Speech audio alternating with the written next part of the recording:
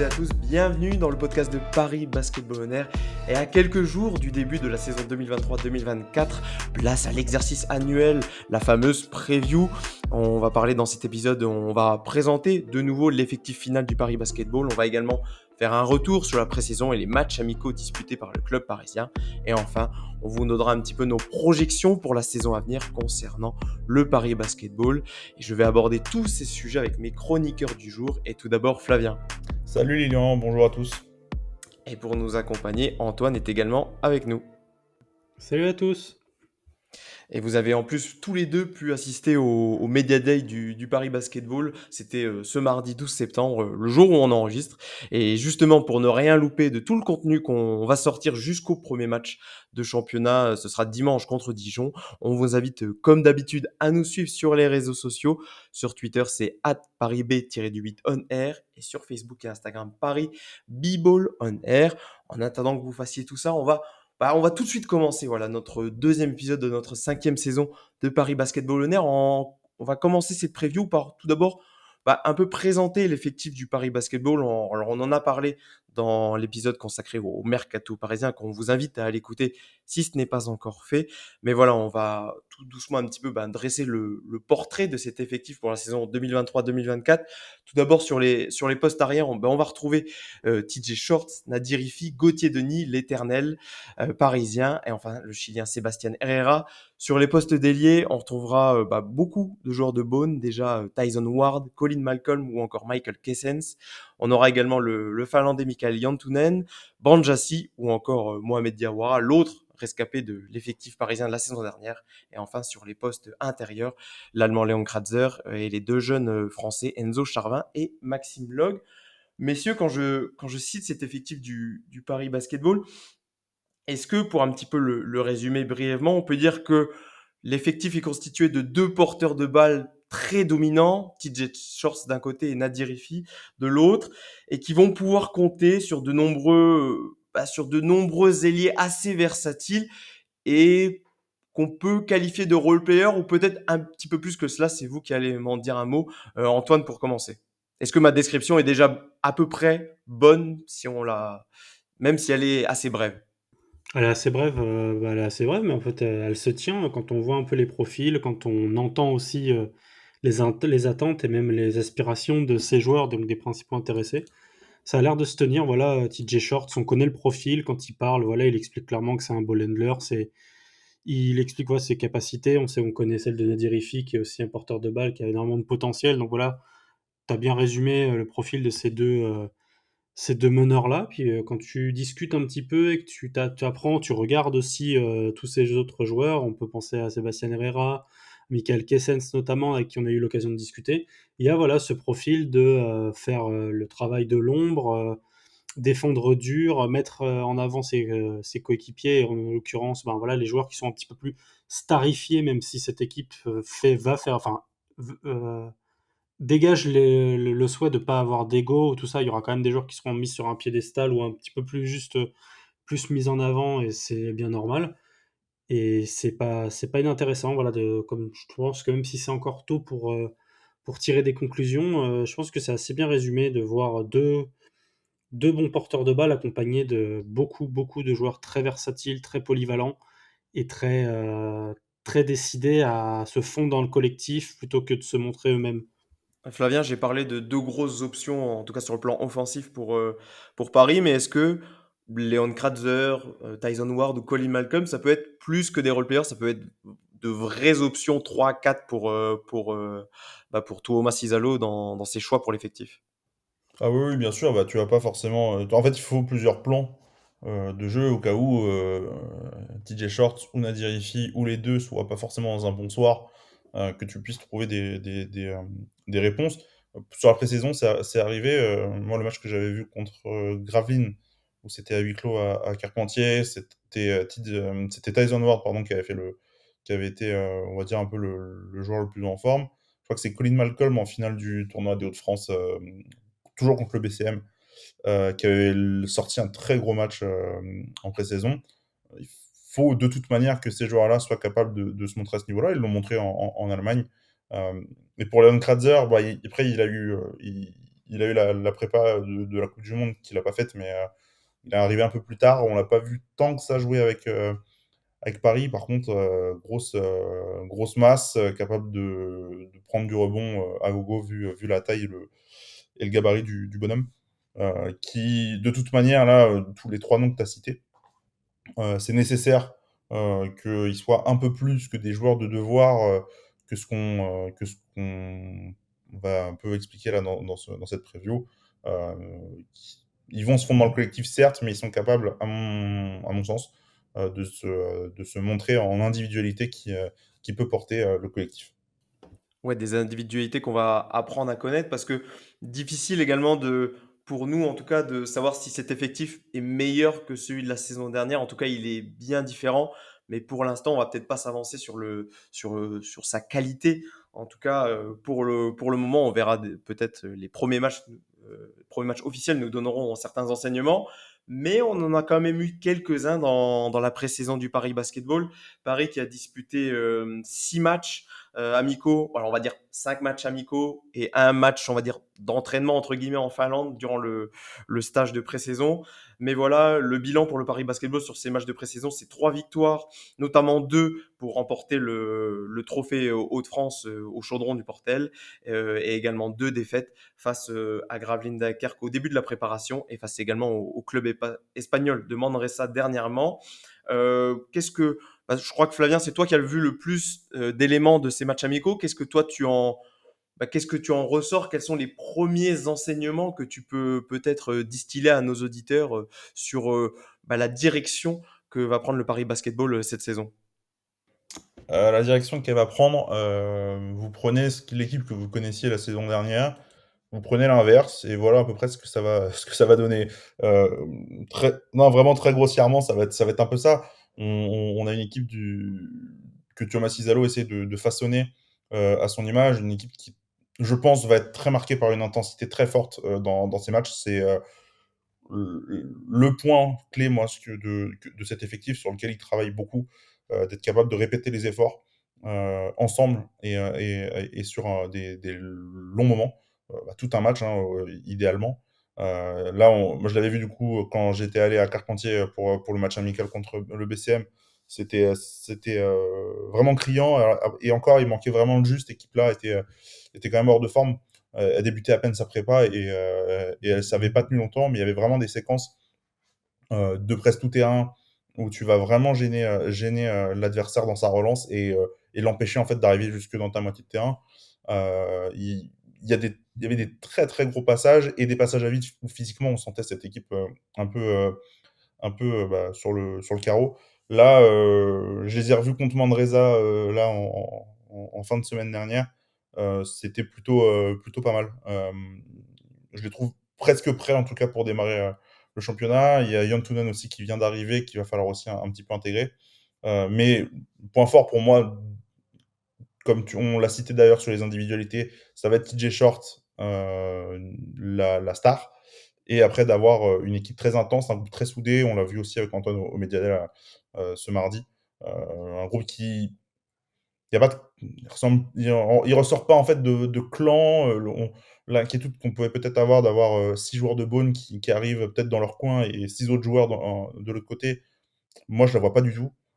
Et on va dire que pour l'instant, les quelques interrogations négatives qu'on avait pu avoir cet été, pour moi, elles sont quasiment toutes balayées maintenant.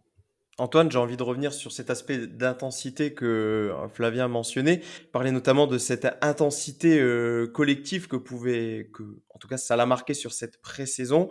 On pouvait dire l'an dernier également que Will Weaver voulait mettre en avant cette intensité, mais la différence peut-être là, c'est cette notion de collectif qui revient souvent dans les mots du coach Thomas Cizallo. Oui, peut-être oui, que l'année dernière, Will Weaver voulait mettre en place une intensité, mais une intensité peut-être un peu différente de. Là, c'est même pas seulement une intensité, c'est un état d'esprit en fait, et que, enfin, c'est ce que laisse paraître ce groupe, c'est-à-dire vraiment qu'il y a un état d'esprit et qui en demande souvent plus. C'est ce que disait le coach lors de sa conférence de presse, lors du Media Day, c'est-à-dire qu'il y a des joueurs qui ont envie, qui demandent justement toujours plus, donc de cet état d'esprit, d'intensité, de collectif très dur, très fort. Et comme l'a justement dit Flavien, je suis assez d'accord avec lui, pour l'instant, l'impression ne donne pas un groupe divisé entre ceux qui venaient anciennement de Beaune et les autres. Il y a une vraie cohésion qui est en train de se faire autour d'un projet commun, d'un projet basket commun, qui est basé évidemment sur de l'intensité, beaucoup de rigueur, mais surtout sur un état d'esprit, une façon de penser et une envie commune de travailler de manière sérieusement. Donc après, comment ça va se répertorier sur le basket, sur le parquet directement?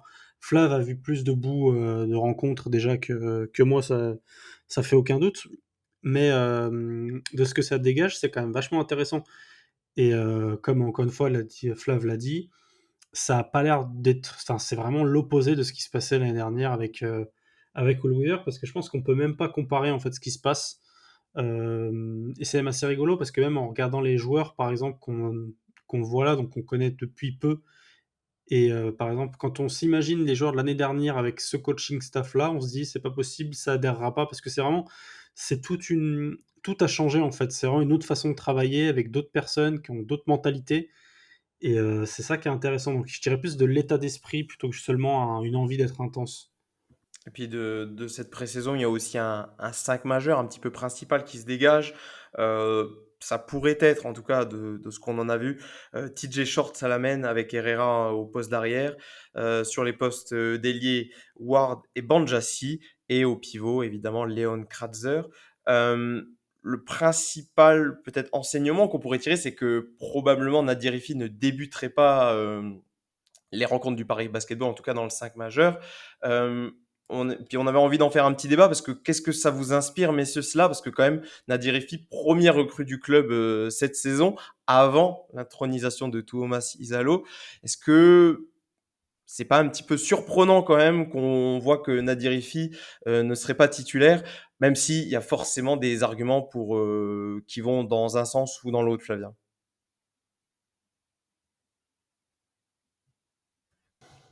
Non, moi je suis rassuré, on va dire, de voir que Nadir Hiffi, en fait, sur les matchs de pré-saison, n'était pas titularisé par, heu, par Thomas Izzalo.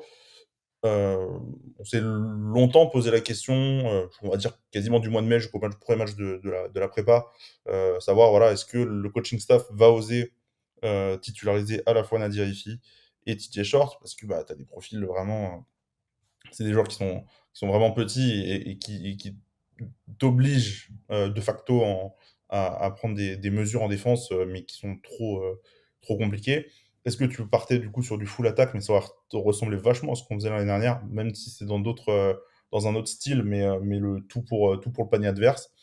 Donc moi, je suis plutôt rassuré dans ce point de vue de voir qu'on joue avec un vrai meneur, on va jouer avec un vrai arrière. Il y aura des séquences, évidemment, où tu vas, mettre, Nadir Hiffi et TJ Short, mais dans l'idée de départ, d'avoir un arrière et un meneur me semble beaucoup plus adéquate à ce que Thomas Izzalo veut faire. Par contre, bah, effectivement, pour moi, point négatif et point négatif assez large, c'est que tu recrutes, Nadir Hiffi en mai-juin là, c'est le premier joueur qui arrive heu, avant Thomas Izzalo. C'est pas un choix du coach et je me demande, en fait, à la limite, si le coach avait été pris, avait été, possiblement, au boulot, dès le mois de mai, est-ce que Nadir Hiffi serait parisien? Je sais pas. Maintenant, je pense pas de toute façon, il a pas dit non. Le talent de Nadir, il est, tout le monde le voit, il saute aux yeux. Mais, on va dire que pour le bien collectif, pour l'instant, c'est bien que Nadir sorte du banc en 6e homme et qu'il ait beaucoup de minutes, mais qu'il soit pas forcément le titulaire et que tu les vois pas forcément très souvent, ensemble sur le terrain. Maintenant, il faudra voir après sur la saison s'il y a des ajustements, si ça fonctionne ou pas, si on trouve des solutions, du côté du coaching staff pour essayer de les mettre ensemble. Heu, à part sur du money time, je vois pas trop comment pour l'instant c'est envisageable.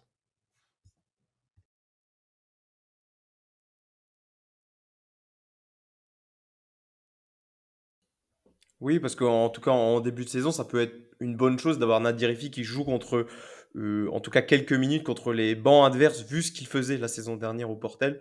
On peut se douter qu'il arrivera à dominer des bancs adverses de Betclic Elite. Et est-ce que c'est pas non plus, Antoine, une bonne chose, en tout cas au début, qu'il soit entre guillemets un peu en tout cas les premiers mois en couveuse derrière TJ Shorts, parce que Paris a quand même des grandes ambitions cette année, notamment peut-être on verra dans nos projections, mais de top 5, de top 6 en Betclic Elite et de playoff en Eurocup. Lui qui passe du Portel, équipe qui jouait le maintien et qui était l'option numéro 1, est-ce qu'être l'option 2, 3 et surtout ne pas être associé à un autre porteur de balle très fort, est-ce que c'est pas la meilleure option pour Paris, à la fois pour avoir une attaque de qualité un petit peu tout le temps sur le parquet et en même temps ne pas savoir cette incompatibilité défensive en alignant Shorts et Nadirifi en même temps sur le parquet? C'est vrai qu'avoir Shorts devant lui ou de manière un petit peu plus prépondérante, ça peut aussi l'aider parce que, enfin, j'estime que ça peut l'aider parce que voilà, on a un joueur de haut calibre qui est reconnu, là où Nadir Hiffi va quand même devoir passer un cap du Portel où il a fait de très belles choses à maintenant une équipe qui a des ambitions, on en parlera, tu l'as dit, de play-off, des ambitions à l'échelle européenne aussi. Donc voilà, d'être en couveuse, comme tu as dit, c'est pas une mauvaise chose, d'autant plus que comme l'a dit Flavien, t'es pas le choix du coach de base, enfin t'es déjà là quand le coach arrive, donc tu as aussi t'as un statut différent, peut-être à prouver davantage, ou après le coach, on n'en doute pas, traite tous ces joueurs de la même façon, mais tu as un temps différent, tu as d'autres choses à montrer vu que tu pas été sélectionné par le coach. Et d'un autre côté, voilà, tu es en couveuse, mais tu es aussi challengé. D'avoir un joueur pareil, ça peut aussi te booster si la concurrence ou le challenge s'avère être non toxique, vraiment positif. Ça peut être intéressant pour Nadir Hiffi de voir comment à la fois il peut être meilleur quand TJ Shorts n'est pas là, donc voilà pour se mettre en avant, et comment il peut être meilleur avec TJ Shorts, puisque comme l'a dit le coach en conférence de presse, il a très simplement répondu oui à la question peuvent-ils jouer tous les deux. Donc en vrai c'est un beau défi pour Nadir Hiffi à la fois personnel, à la fois collectif. Ça peut être très très intéressant de voir comment il va surmonter et atteindre cet objectif-là, sans pour autant, je trouve, avoir une pression monumentale sur les épaules du fait que bah, TJ Short, c'est quand même un joueur d'un calibre supérieur, et c'est pas manquer de respect à Nadir Hiffi que de le dire, de par ce qu'a déjà prouvé TJ Short, son âge, son palmarès et ses performances. Donc ça peut être pas mal d'apprendre dans un environnement concurrentiel, mais pas non plus, pas de guerre acharnée, quoi. Je digresse peut-être un peu, mais on peut parler peut-être de son duo justement avec TJ Short. Peut-être la quiétude que peuvent avoir les auditeurs, c'est que par exemple, la saison dernière, Paris avait aussi un gros duo de porteurs de balles, alors qu'il n'a pas pu jouer tant que ça ensemble. C'était Tyrone Wallace et Kyle Allman Jr. Mais peut-être l'avantage pour ce duo-là, Flavien, c'est peut-être qu'ils soient un petit peu plus créatifs, ballon en main, que ce soit peut-être dans la capacité à faire beaucoup de choses sur le parquet, que ce soit en termes de tir ou en termes de création. Ah bah moi, c'est ce que j'allais te répondre en fait. C'est que certes, tu jouerais avec deux profils similaires, mais quand tu pars dans la saison 2022-2023 avec Kyle Allman Jr. et Tyrone Wallace, c'est quand même deux grands joueurs. C'était 1,90 m et 95, je crois. Là où là, t'as un joueur d'1,75 m et un joueur d'1,84 m 84. Donc tu pars sur des joueurs tout simplement bien plus petits, qui sont plus agiles, ballon en main, dont le rôle est d'être meneur de jeu et de porter la balle. Donc voilà, pour moi, j'ai vraiment pas trop d'inquiétude là-dessus. Euh, mais des quelques matchs que j'ai vus de pré-saison pour l'instant, je suis pas très convaincu par la pré-saison de Nadir Hiffi. Euh, et justement, je trouve que son association avec TJ Short marche pour l'instant pas très très bien. C'est que de la pré-saison. Nadir Hiffi a eu un été extrêmement lourd qui lui a demandé physiquement beaucoup d'efforts. Au-delà, parce qu'il y a eu la saison de Betclic Elite, il y a eu la draft, il y a eu des camps ici et là. Il a repris la prépa tout de suite en début août. Donc en réalité, il s'est quasiment jamais arrêté. Je trouve que pour l'instant, il a un peu de mal à trouver sa place. Euh, soit il, en fait, pour moi, il y a des soirs où il va ultra performer, où c'est peut-être Shorts qui va être un peu en dessous. Euh, il y a des soirs où il va être complètement à côté de ses pompes et il va forcer et sur le tir, les volumes de tir. Et moi, c'est ça qui m'inquiète le plus. Là où TJ Short à côté sait que si en théorie en tout cas, si ça rentre pas un soir, bah, il est capable de distribuer pour les coéquipiers qui sont plus chauds que lui. j'ai un petit doute, voilà, sur l'association des 2 en tant que telle pour l'instant et l'adaptation de Nadir, mais c'est un petit doute qui n'a rien en fait, c'est juste un doute de pré-saison qui, ne mérite que d'être, balayé dès les premiers matchs, de championnat. C'est vrai que peut-être si la complémentarité du duo, en tout cas ensemble sur le parquet, n'est pas évidente, au moins ce qui est sûr, c'est que quand tu as à la fois, TJ Shorts et Nadir Hiffi dans ton effectif, c'est que tu auras normalement en attaque 40 bonnes minutes offensivement, que ce soit chacun, quand ils joueront, de manière, solitaire ou ensemble sur le parquet. Oui, oui, totalement, totalement. C'est vrai que d'avoir, voilà, comme tu l'as bien dit, 40 minutes d'un basket intense, et sans faiblesse. Après, voilà, comme l'a dit, Flavien aussi, des jours où l'un sera meilleur que l'autre sans pour autant, savoir que ça met une concurrence, entre les 2. Enfin, quand je parle de concurrence, je parle de il y a enfin, ils vont pas se déchirer pour le poste. Enfin, c'est pas l'idée que j'ai de cette complé enfin, de ces 2 postes-là, pardon. C'est bien plus que l'an dernier. On savait par exemple l'an dernier que quand le porteur de balle était out, c'est-à-dire, ben, quand Tyron Wallace n'était pas là ou alors que Kyle Allman n'était pas là, notamment une longue période en début d'année, Civil, il n'a pas été là, c'était très compliqué parce que pas de remplaçant, parce que pas d'option, numéro 2 voire 3. Ben, ça a l'air de s'effacer. Ça a été aussi notamment notifié par le président David Kahn, c'est d'avoir un effectif beaucoup plus long. Donc en l'occurrence, cet effectif un peu plus long, un peu plus ce roster plus profond, ça peut être une qualité, d'autant plus, sur ce poste-là. Oui, d'autant que la saison dernière, Paris a été embêté par les blessures, donc ça ne fera pas de mal d'avoir un effectif de 12-13 joueurs pour cette saison du Paris Basketball. Messieurs, est-ce que vous aviez un point, peut-être Flavien, à rajouter sur le visage qu'aura cette équipe, sur ses points forts, points faibles? Tu parlais notamment de l'intensité collective pendant le podcast, mais est-ce que tu avais d'autres éléments pour un petit peu illustrer le visage qu'aura l'équipe à nos auditeurs. Non, pas beaucoup plus, mais bah, côté défensif, moi je trouve que c'est la force de cette équipe-là, même si on parle beaucoup d'attaque depuis tout à l'heure et qu'on a quand même des joueurs sur les petits postes qui sont pas très grands. Moi je trouve vraiment que c'est sur ce point-là qu'il y a des choses qui vont être vraiment intéressantes à voir. Et limite, en fait, c'est peut-être ce point-là qui ressort le plus de la pré-saison. Quand tu regardes les matchs amicaux, c'est 59 points contre Charleroi, c'est 59 points encaissés contre Charleroi, 66 contre le Portel, 64 contre le BCM. En réalité, il y a eu, donc ça, c'est 3 des 5 matchs où tu passes sous la barre des 70 points. Je trouve que c'est quand l'équipe arrive à museler vraiment l'attaque adverse, c'est là qu'elle est le plus dangereuse parce que de facto, t'as des porteurs de balles et des joueurs qui ont un plancher en attaque qui pourrait te suffire en fait à faire tourner une attaque tout à fait, j'ai envie de dire lambda, mais middle, on va dire, dans le championnat de France. À l'inverse, la défense, quand elle est bien agencée et qu'elle est dans un bon jour, ce qui a l'air quand même d'être régulièrement le cas dans cette pré-saison, tu peux te retrouver à lockdown totalement l'attaque d'une équipe. Et même au-delà de ça, je reviens dessus, comme on a affronté 2 fois le BCM, Valentin Chéry, ancien Parisien, du coup, le premier match avait été royal, il fait 27 déballes. Et le match où on a affronté le BCM pour la finale du tournoi des Hauts-de-France, il met 2 points, avec le même temps de jeu quasiment, je crois. Bon, c'est peut-être anodin, mais c'est peut-être des ajustements en tout cas, de se dire que bah, lui, il va peut-être nous faire mal. Si lui nous a fait mal là, comment on peut s'ajuster en défense pour que bah, il touche plus rien et il touche plus une balle et qu'on ressorte facile vainqueur de ce match. C'est ce qui s'est passé contre le BCM.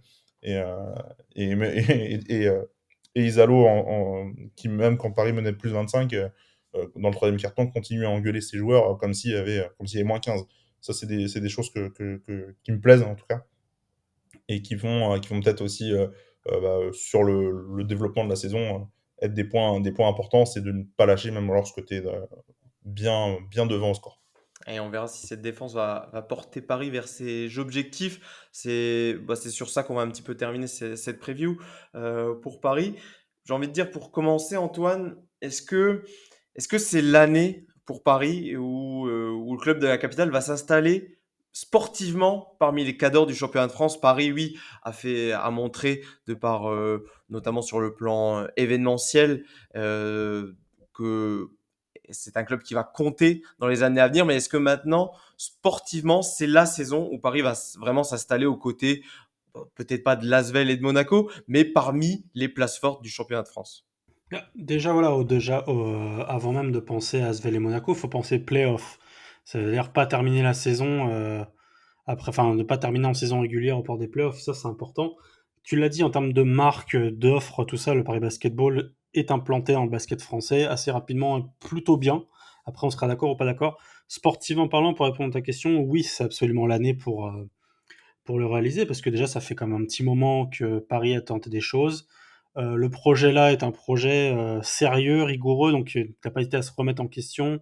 C'est une année où tu proposes quand même beaucoup de contenu, beaucoup d'événements à tes supporters, que ce soit l'Accor Arena, que ce soit d'autres endroits, que ce soit la future l'Adidas Arena aussi à partir du mois de février. Donc il y a toutes ces choses-là, tout ce que tu proposes, tu ne peux pas ne pas réussir sportivement et du coup ne pas aller en playoff et ne pas aller loin par exemple en Coupe d'Europe. On sait que là il y a un groupe qui est très ambitieux.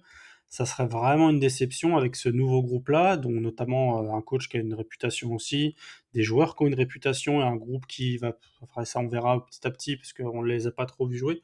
Ça serait vraiment une énorme erreur, enfin une faute plutôt de casting ou autre que cette saison ne se termine pas au moins par les playoffs. Donc oui, c'est l'année. David Kahn cesse de répéter que c'est un jeune club, c'est un jeune club, c'est un jeune club, mais je pense que il est temps, voilà, pour la nouvelle étape, la future nouvelle étape du club, ça va être sportivement, c'est d'aller en playoff et c'est pas, il faut pas attendre l'année prochaine. On envisageait pardon, déjà les playoffs pour Paris la saison dernière. Au final, la saison ne s'est pas vraiment déroulée comme prévu. En Eurocup, ça a été beaucoup plus positif. Mais Flavien, peut-être, qu'est-ce qui peut faire la différence cette année? Alors oui, il y a effectivement la qualité de l'effectif qui semble un petit peu meilleure, mais qu'est-ce qui peut changer dans le fait que Paris, là, peut s'installer, on va dire, confortablement dans le top 8 de Betclic Elite? La rigueur du groupe, du coaching staff, pour moi, c'est des points clés qui devraient permettre en tout cas à Paris de viser le top 8 sans trop de problème. Comme l'Antoine le disait là juste à l'instant, en fait, si tu fais pas playoff cette année, c'est un échec, point barre. Ça l'était déjà un peu l'année dernière, même si, allez, il y a quelques circonstances atténuantes, le coach qui peut pas coacher pendant 4 matchs et cetera. David Kahn s'est encore caché derrière cette excuse, ce mardi, en conférence de presse au Media Day. Bon, soit. Par contre, cette année, moi, pour moi, il y a 0 excuse, si tu fais pas les playoffs. Tu vas chercher un coach référencé. Tu vas chercher beaucoup de joueurs, même si ils sortent d'une saison très haute. TJ Short sort de 2 saisons très, très hautes statistiquement et en trophée. Tu dois aller chercher au moins ce top 8. C'est le minimum. Moi, je suis même d'avis que ce sera plus haut, mais on en reparlera un peu plus tard en faisant le meilleur et le pire scénario.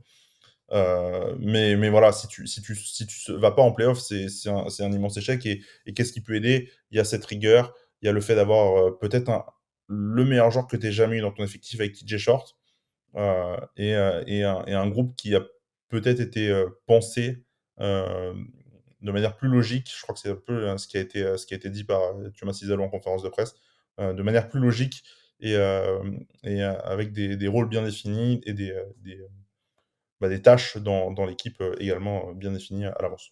Alors, je parlais d'être dans les cadors du championnat. Antoine a un petit peu calmé mes ardeurs en parlant déjà rien que de playoffs et de top 8. Et justement, tu le mentionnais, Flavien, on va un petit peu donner nos meilleurs et pires scénarios pour la saison 2023-2024 du Paris Basketball. Et bah tiens, Flavien, tu gardes la main. Quel serait déjà ton scénario idéal pour Paris? Moi, mon scénario idéal est pas loin de celui que je pense qui va se passer, très honnêtement. Moi, je pense que Paris a les moyens de finir dans le top 4 de Betclic Elite cette saison et d'aller chercher au moins un tour d'Eurocup. ce qui signifierait aussi d'avoir, une première participation à la Leaders Cup, en février, pour le top 8. Voilà, pour moi, c'est la meilleure chose qui pourrait arriver pour Paris, c'est d'arriver, voilà, dans ce top 4. Tu vas accrocher, les 2 équipes d'Euroleague. Tu vas te retrouver au milieu de Dijon, de Bourg, du Mans peut-être, de grosses écuries comme ça de françaises pour te battre, pour avoir l'avantage du terrain en play-off, dès le mois de mai. Bon, Antoine, on a cru comprendre que tu étais quand même un petit peu moins haut que Flavien pour la saison en tout cas, pour, le scénario rêvé pour Paris cette saison. Ah non, au final, pas tant que ça. Je dis juste que voilà, je rêve pas des places 1 et 2. Par contre, la 3, ça me paraît peut-être un petit peu présomptueux de l'annoncer. Après, je trouve que je suis assez d'accord avec ce que dit Flavien. Voilà, top 4, 5, ça me paraît être quelque chose qui peut être réaliste. Tu te mêles dans une bataille avec des clubs voilà, comme Le Mans, ça peut être Dijon aussi, Bourg. Il y a pas mal d'équipes qui vont avoir un niveau assez équivalent. Il y a des belles équipes encore cette année, d'autres qui vont un petit peu peut-être baisser. Je pense à Cholet, des choses comme ça. Donc après, se placer oui, voilà, on va dire une tier list 4, 5, aller même voir 6 au cas où, voilà, des batailles, des affrontements directs enfin, voilà, c'est le basket, on sait jamais ce qui peut se passer, ça va tellement vite que je me vois plus dans ce registre-là. C'est aussi l'expérience qu'on a en suivant ce club-là, c'est de pas se précipiter non plus. Il faut être ambitieux, on peut croire en ce nouveau projet, il faut toujours croire évidemment en ces projets-là. Après, toujours y aller avec des pincettes, comment ça va démarrer, il y a des moments où ça va fluctuer un petit peu. Donc je me mouille plutôt à dire ouais, 4, 5, 6. Et comme l'a dit Flav, passer un tour d'Eurocup, en Eurocup, pardon. Et enfin, au minimum, faire comme l'année dernière, ça serait quand même une très belle performance pour ce club-là. Après, connaissant visiblement l'expérience de Tuomas Isalo et de pas mal de ses joueurs, peut-être aller plus loin. Et si on se place un petit peu sur le penchant négatif, sur le pire scénario, qu'est-ce qui pourrait faire, évidemment hors blessure, que la saison de Paris prenne un tournant beaucoup moins rose? Peut-être, bah, on mentionnait cette incompatibilité au niveau du poste de meneur entre Shorts et Ifi, et peut-être également un manque d'apport des autres joueurs. On parlait justement de savoir s'ils étaient entourés de role-players ou si ces joueurs-là pouvaient être de vraies options 3-4. Est-ce que ça fait partie des explications, pardon, Antoine, qui pourraient faire que bah, la saison de Paris ne se déroule pas comme prévu, il n'y aurait pas de play-off à l'échelon national et peut-être pas de tour passé en Eurocup? Alors, sans aucune forme ni d'arrogance, ni d'emballement, j'ai beaucoup de mal à ne pas voir cette équipe, ce nouveau projet, ne pas faire les playoffs. Parce que c'est peut-être un petit peu trop présomptueux, mais je vois ce groupe aujourd'hui, peut-être un peu naïf aussi, tellement sérieux, tellement rigoureux, tellement concentré et il y a de l'assurance dans ce qu'il fait et de l'assurance, pas de l'arrogance. C'est-à-dire, il y a un vrai sérieux, il y a un travail de fond même à la limite un peu malade, dans le bon sens du terme, qui est mis en place, que j'ai beaucoup de mal à voir ce club ne pas, ne pas aller en play-off. Après, oui, c'est sûr que si Paris échoue encore une fois comme l'année dernière aux portes des play-offs ou dans une fausse lutte au couteau pour choper une dernière place dans le dernier match, là, ça sera un échec. Après, je dis pas que la saison va être agréablement belle et invaincue pendant 6 mois et tout va bien se passer, mais c'est encore trop tôt pour moi pour vraiment imaginer quelque chose qui va mal. Parce qu'en fait, ce groupe-là, pour l'instant, on apprend encore à le connaître. Flav les a un petit peu vus jouer, mais je pense que comme beaucoup de nos auditeurs et des suiveurs du Paris Basket, on va totalement découvrir une nouvelle équipe. Ça n'a rien à voir avec l'année dernière.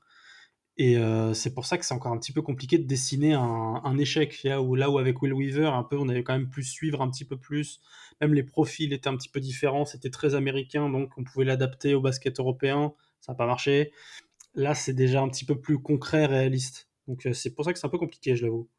Toi aussi, Flavien, tu penses que même s'il peut y avoir des vents contraires dans une saison, et il y en a toujours, Paris aura un certain niveau plancher qui va quand même lui permettre d'atteindre certains de ses objectifs? Ouais, j'allais dire vraiment la même chose qu'Antoine sur le côté, je vois pas cette équipe en play-off. Ah et puis en fait, pour l'instant, tous les signaux au 12 septembre, ils sont tous bons quasiment.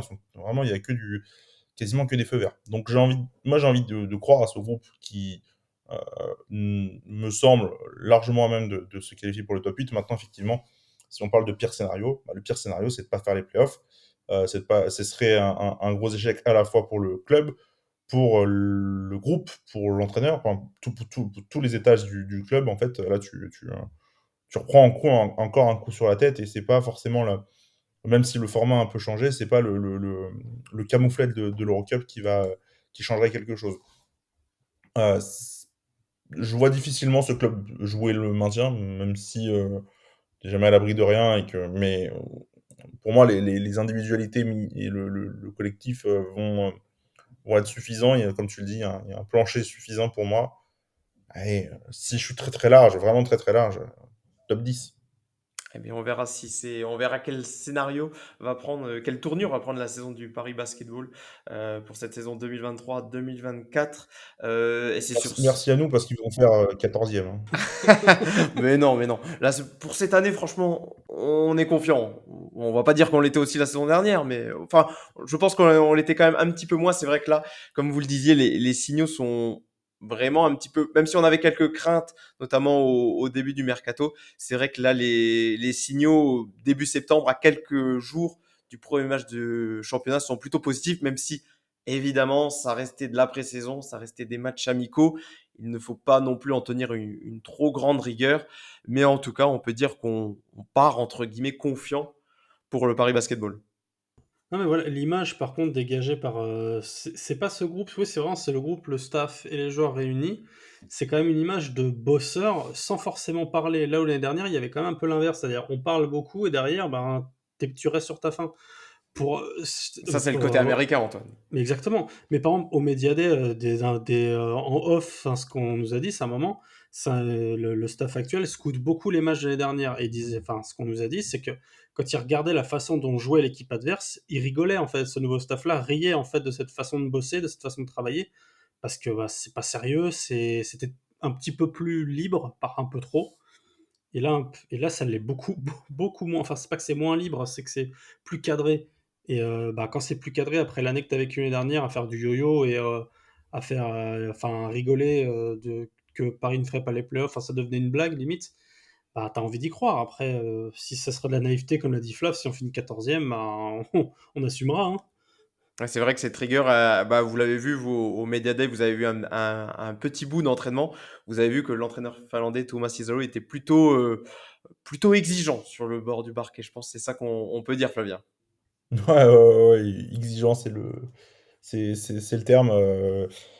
Ça crie beaucoup, ça fait beaucoup de remarques, et chaque petite chose, petit défaut est travaillé et scouté et fait en sorte, en fait, après derrière d'être effacé.